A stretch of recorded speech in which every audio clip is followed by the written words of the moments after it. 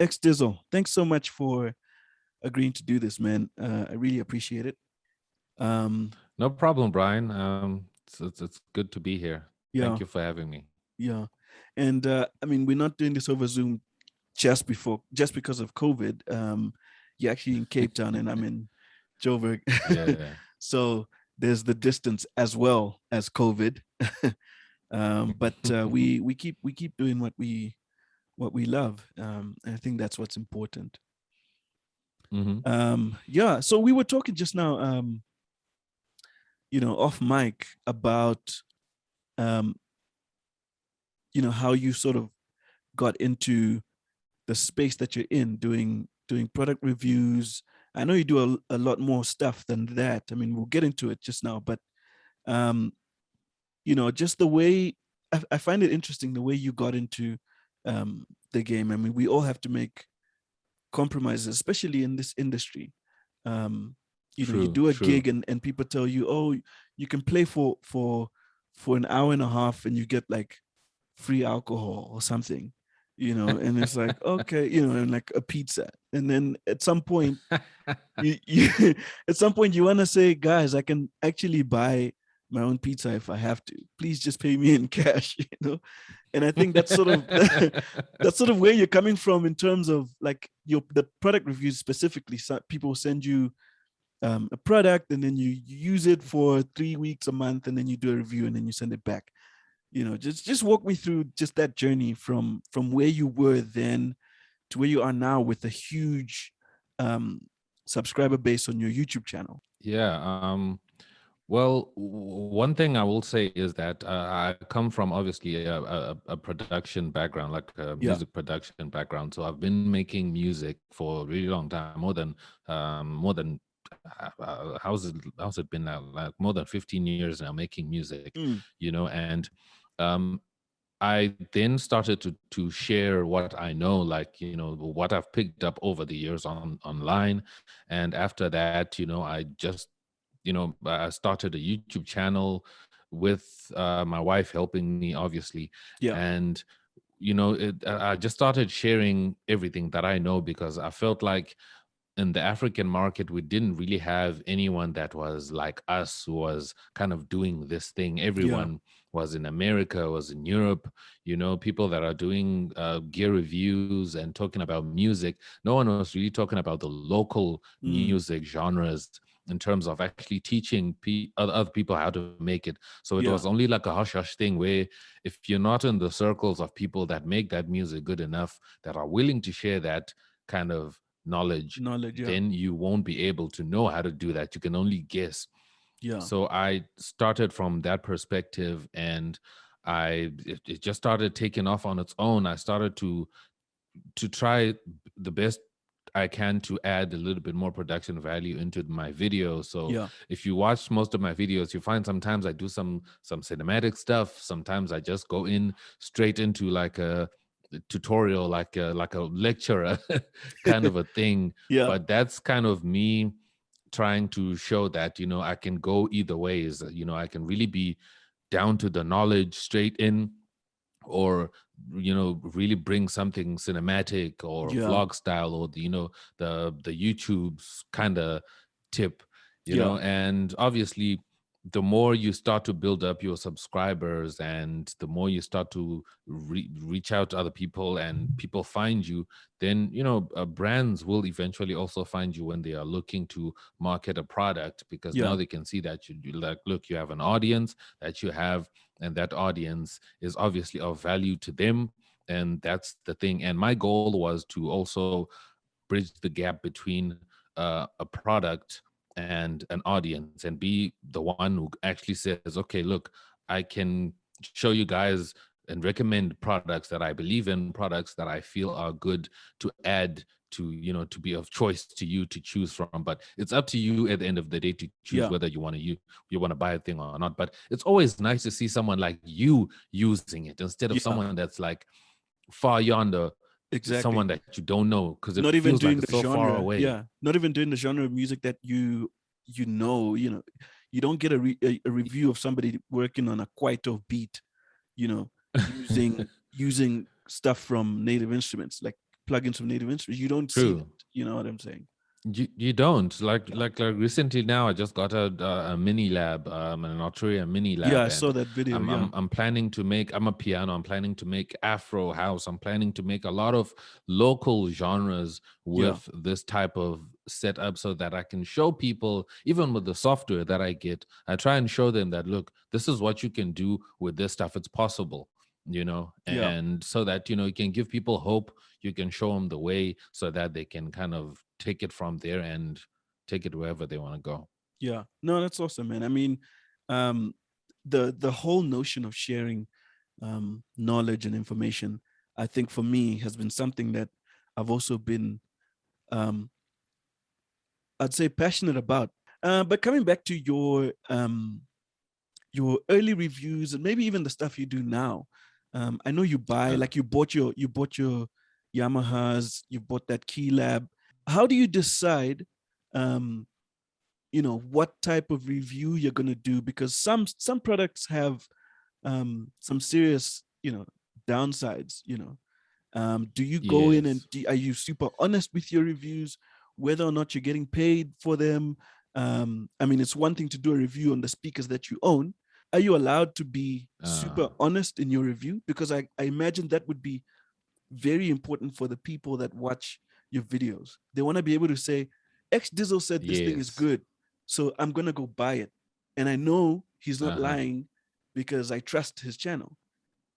For me, I've used like a lot of gear through for the longest time. Like even before I had these Yamahas, I had KRKs, Yeah. and before I had these Sennheiser headphones, I had Bear Dynamics, and I had other ones that were Numarks that I was using for DJing. So one thing I've learned with gear is that no piece of gear is ever perfect. Mm, No product is ever perfect. Every product has its flaws, and as a reviewer, it's up to me to kind of find the good things about a product and the bad things about a product, yeah. and be honest about those issues, because even the people that send through these products, they know that the limitations of their own products. Yeah. So when they send it through, they're just saying, they don't really say, just give us a positive review of this product. No, they don't say that, because I'm always upfront. I always tell them, like, look, I'm going to be honest, I'm going to highlight its strengths and also its weaknesses as Yeah. well. So I do have pros and cons in there. Like when I review this mic, the Samsung mic, I Yeah. have like a really long section of that video, which is like the pros and cons, Yeah. the things that I liked and the things that I didn't like, Yeah. what's the downsides, because I feel like that's where people, especially I was going to say, in Africa, in South Africa, gear is very expensive, and before you buy gear, you want to know everything from A to Z, because you have no financial room to Yeah. try out stuff and even just Yeah. resell it or whatever. Yeah. You want to know everything before you even make the final decision to Yeah. purchase something. So I want to be the guy to come through and say that, look, you can make this kind of music with this product, and here are the kind of challenges that you might face with this kind of product. Yeah. And if you can live with these problems, then this is the Go product for ahead. Yeah. you. But if these problems are deal breakers, then you have to look for something else. You Something have to else. look Yeah. for an alternative. And that's kind of the thing that I try and do. And I try and just be honest in my reviews as much as possible. And I'm not going to lie, I do not test products with the intention of always looking for something bad. But what I look for in a product is the experience and how a product makes you feel. Like I said, with these Yamahas, I chose them because of the way they made me feel. Yeah. They are sentimental to me. That's why Yeah. in the videos that I did there, I spoke about the white cone and the black box, or Yeah. that kind of thing. They are legendary. So Yeah. it's that kind of thing where you, before you even have a product, you do your research and you learn about it, and it's good, and it has also some downsides, but it's about the way something feels, man. You know what I mean? It's Yeah. like a Yeah. pair of shoes. No pair of shoes is ever perfect, but Yeah. it's about how you feel when you When you're walk in in those them. shoes. Do you Yeah. feel like you're that guy? Yeah. So that's kind of the thing I like to share with people. It's all about the feeling, man. same with music. When we make music to try convey a feeling and try Yeah. push a feeling more than just the technical side of, my music is like superior technically, Yeah. if Yeah. that makes any sense. No, it makes sense. And I mean, it's I was about to say that that feeling, is important because it translates when it comes to your music. So if you've got gear that makes you feel, you know, a certain way, it comes through in the music that you're producing or the whatever it is that you're creating out of the gear that you have. So I think that's actually something that True. I've sort of known in the back of my head, but never really thought about or even vocalized. So that's that's an important part of it. Yeah, definitely, definitely. Yeah, it is. Feeling is everything, man. Like I'm all Yeah, about feeling. Like look, you're also in the gear industry. There yeah, is a lot of gear. There are a lot of choices, and yeah. most people end up with this analysis paralysis because when they look at gear, they're like, "Oh Lord, there is so So many much out like there. Yeah, keyboards. Which one do I choose? Which one is best?" That's yeah, always a question. Which one is best? Which one is the best studio monitor and all that? But yeah, the best one is the one that you really want, the one that you think will make you feel good. That's the best yeah, one. yeah, Because to be honest with you, depending with the amount of money you have, there's obviously going to be one that you look at and you're like, you know what? This is kind of my style. This will go with what I do. yeah, This will go, so it's all about preference and the feeling. And that's just it. yeah, yeah. And how it can become really an extension of you. Your arm. It's a third Hmm. arm, or it's a True. window into your brain. I mean, for me, when it comes, I'm more when it comes to production, I'm more piano based. I love using different EPs and different pianos and strings and playing those chords. So, for example, I'm using this um, 61 key MIDI controller. I have to have at least 61 keys because I can't be expressive with 25 keys. You know what I mean? Yeah, I can't be as Yeah. expressive with like 25 keys. So, it's this this piece of gear is an extension of me and myself. It's like my third hand. So I won't True. feel confident on anything smaller. I do have a M32, um, Uh-huh. 32 keys for when I'm producing on the go or laying down ideas and stuff like that. So I do have a smaller MIDI controller, but for really getting into it, I feel I have to have at least 61 keys, full size piano keys. So Mm. I can relate to the whole feeling That really of it. makes sense. Yeah, That yeah, really makes sense. Like for me, I've ever since I tried out the like the Akai MPK range of keyboards, like the small, compact mini yeah, ones.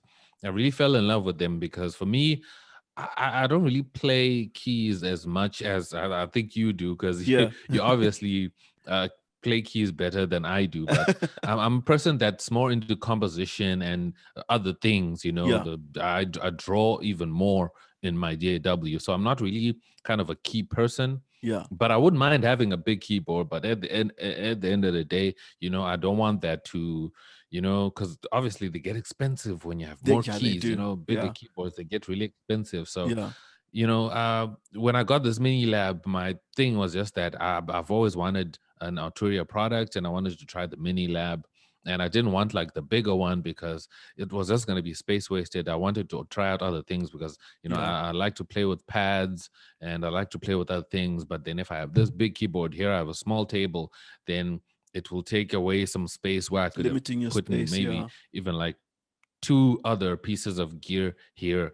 yeah, So yeah, it just depends with what you do because I make electronic music most of the time yeah, and I don't really go all piano man in my yeah, music, yeah, if that yeah. makes sense. So It yeah, makes it just sense. Yeah, depends, like you said. yeah. And just as we sort of wind up the conversation, Mhm. what's your like? How's your experience been like from starting out and deciding, okay, cool, I'm gonna do this full time. Both music production and also, running your YouTube channel, creating content. I'm assuming it's something you do full time. Your channel is huge. Yeah. Thank you. Thank you for that. I'm gonna say that when it comes to the online thing, I think It's only been this year and this past year that people actually found the value of the online space Yeah, and how marketable it can be and how profitable it can be. Like you have people that have gotten like amazing success from being online and yeah, going online and so forth. And for me and my wife, we went online, with just trying to share on a tip of, what, we just want to share what we do. We want people to see us, because I'm not going to lie, I'm not a person that had a lot of friends that are close by that had similar interests as me.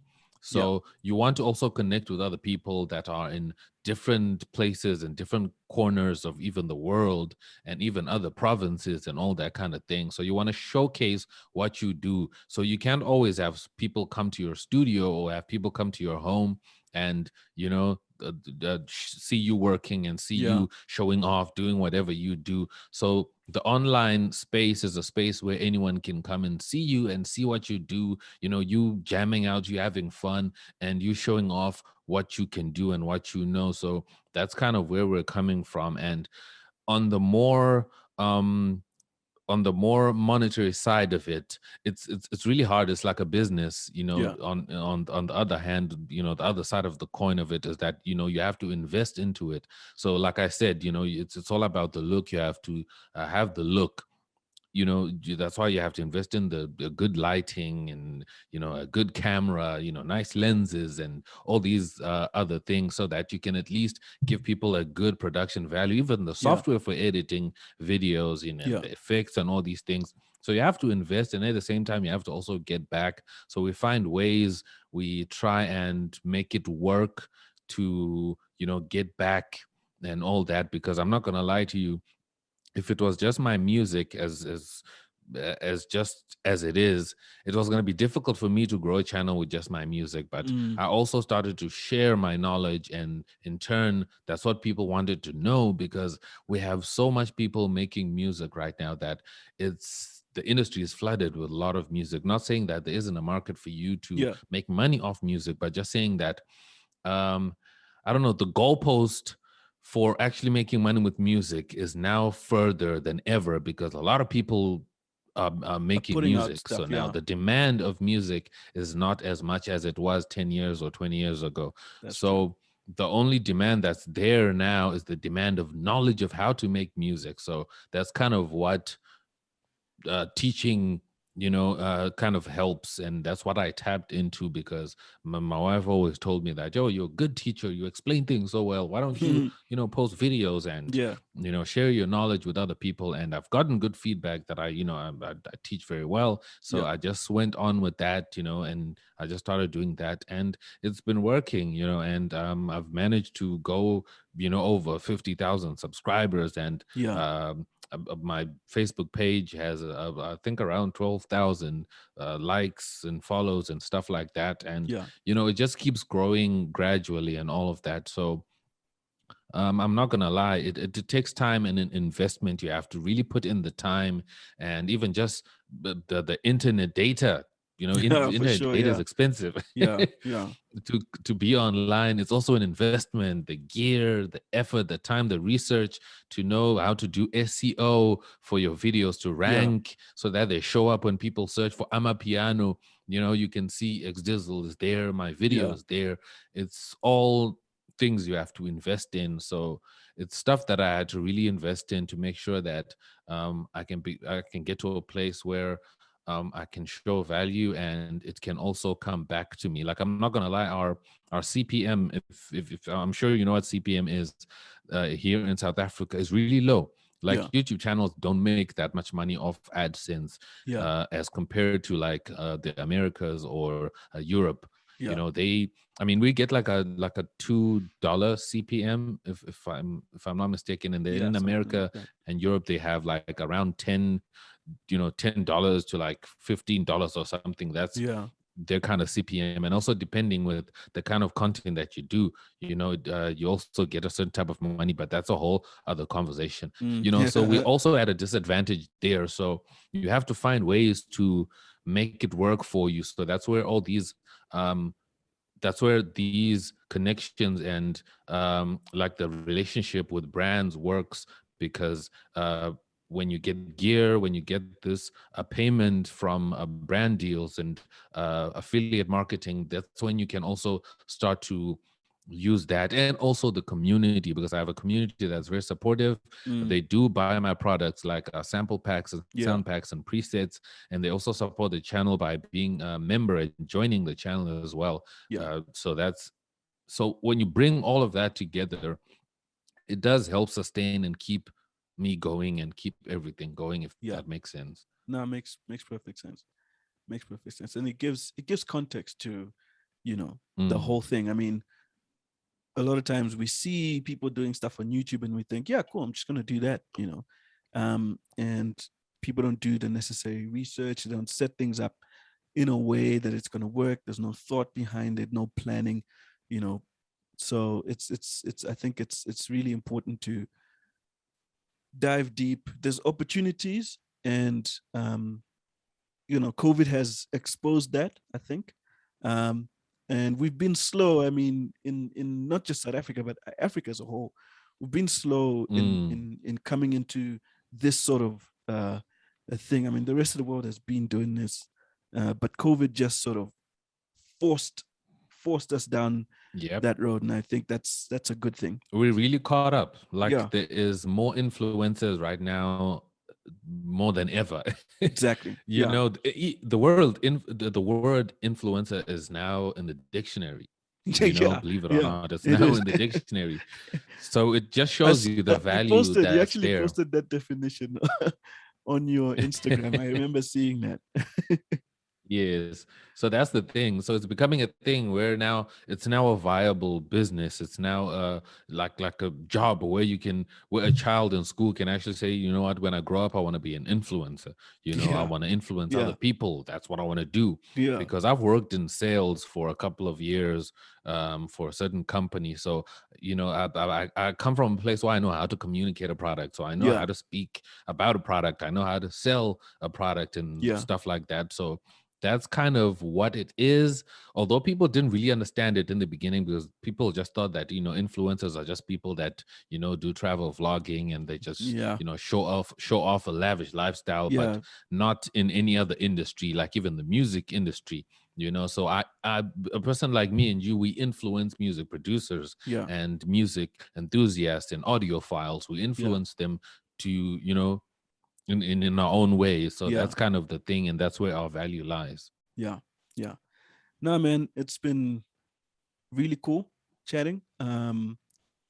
There's so many things that we could talk about, but I don't want us to make something too long and people don't want to watch the whole thing.